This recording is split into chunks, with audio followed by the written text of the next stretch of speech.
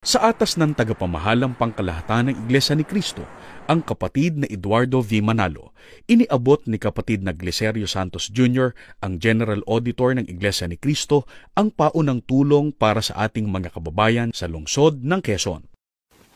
Wow, thank you. Kayo po ang pinakamaraming binigay po sa aming lungsod. 5 milyong piso po.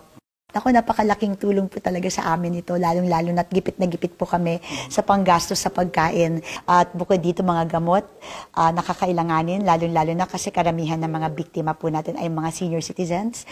At higit dyan yung mga gamit para sa precautionary measures katulad ng mga alcohol, face mask po, disinfectant, vitamin C, at iba pang mga preventive measures po. No? So, malaking tulong po talaga dahil as you know, our population is very big at karamihan po talaga urban poor and we really have to help them. This is such a big help already for us. Talagang laking tulong po talaga.